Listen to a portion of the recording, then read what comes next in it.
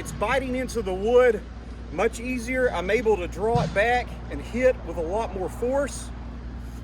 So this has a lot of momentum, but this is just a lot more pleasant to use. All right, YouTube, the next blade I have for you today is this Nepalese Kukri. It's not made from Kukri House. I kind of forgot where it was from. My brother, he'll let me know and I'll put that in the annotation. But this is a extremely thick Kukri. I just want you to see how thick this blade is. I mean, it's really almost as thick as my pinky. And so my brother, we've done some batoning test with this blade, some chopping test, some meat cut test, and it will cut through meat. But honestly, with most of our testing so far, I know this is kind of hard to believe. It's created a lot of controversy on my comment section of my videos, but this cold steel Kukri machete has so far outperformed this in many different aspects. And honestly, a lot of people don't think we sharpen our Kukri properly, but you'd be surprised, as thick as the blade is and as short as the grind is, this soft spring steel, it will get a hair shaving and paper cutting edge very easily. And so this thing is paper cutting.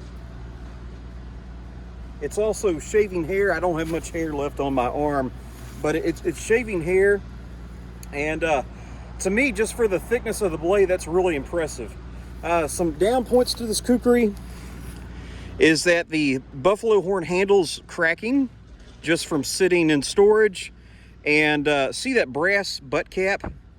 These ends are very pointy and sharp.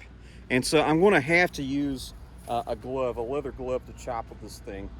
There's not much of a guard, so you can, you know, and there's not too much traction on the handle, so you can slide up on the blade.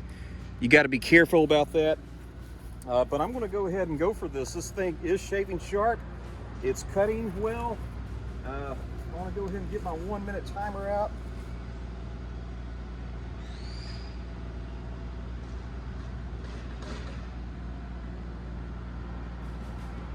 And we'll see what this Kukri can do. I have some light vegetation over here. It's cutting that well. It definitely would not, you would not want to use this as a machete. It's going to wear out your wrist, and I don't think it would be a very good weapon either because of how slow it is and the momentum and drawing that thing back. I don't think it'd be a great weapon. But it is a Nepalese Kukri, so let's go ahead and test it out on this piece of hardwood.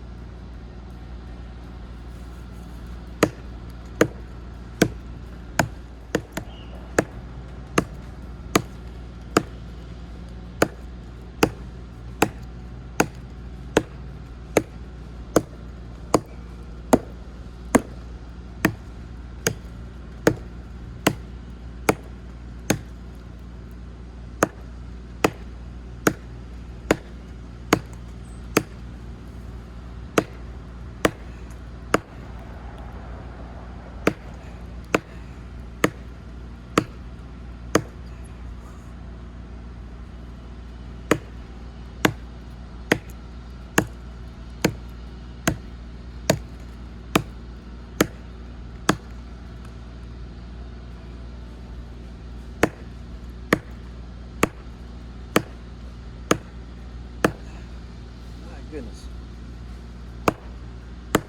Okay.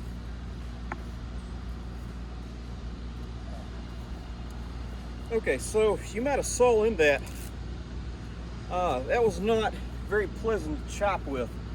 One reason it's not very pleasant is just look how big that handle is, and then with the leather gloves, it just makes the handle artificially bigger. And if you hit a really hard spot, boom, you feel all that shock. I don't think we have to worry about this blade breaking at all, but it is not pleasant on my medium-sized hand. And some of you might comment, well, you need to work out more, you need to do, you know, you need a stronger grip. I have a very strong grip, and well above average. And so that was just not a pleasant handle. Let's see how the edge is after that.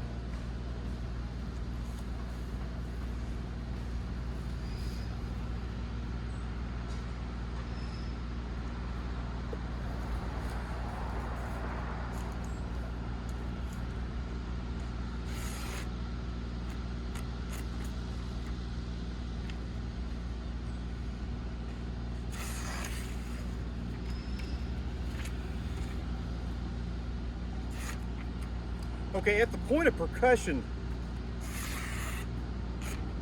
the edge is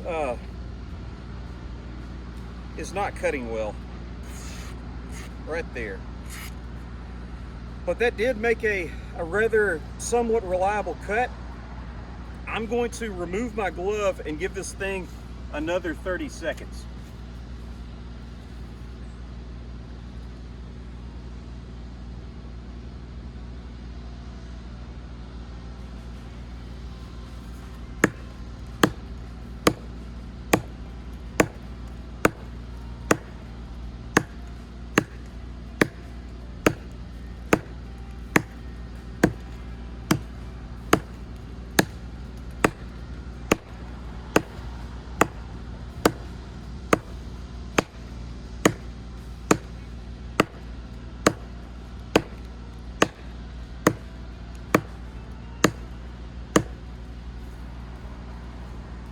All right.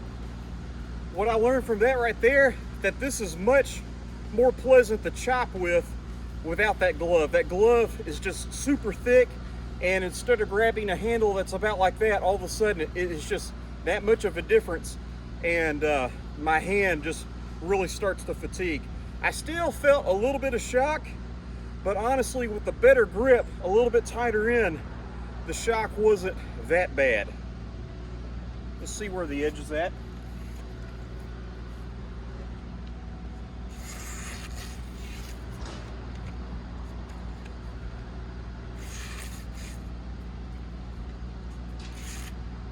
Yeah, at that point of percussion, the edge is not doing so well. So I'm going to go ahead and call the test right there and get my ceramic and strop out.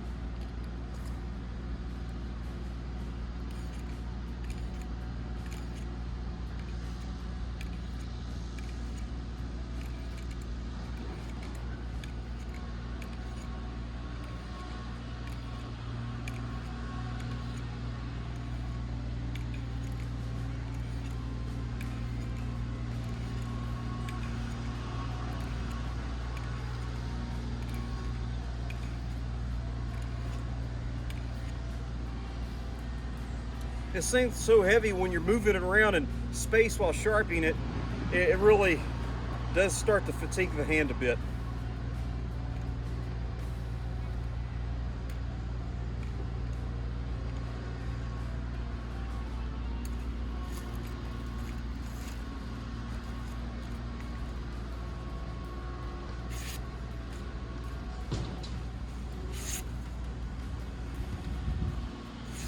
Cutting beautifully. All right, I'm gonna bring it up a little bit closer to the camera.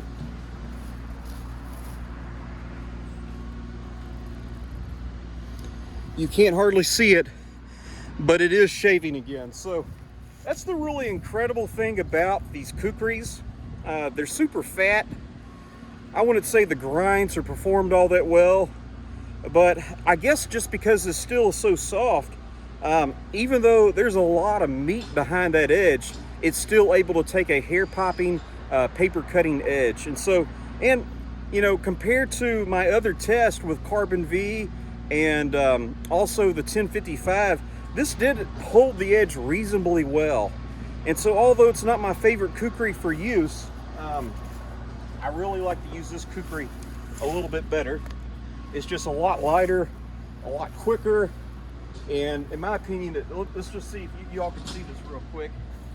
So here's a bite in with this Kukri, okay? And then here's this Kukri right here.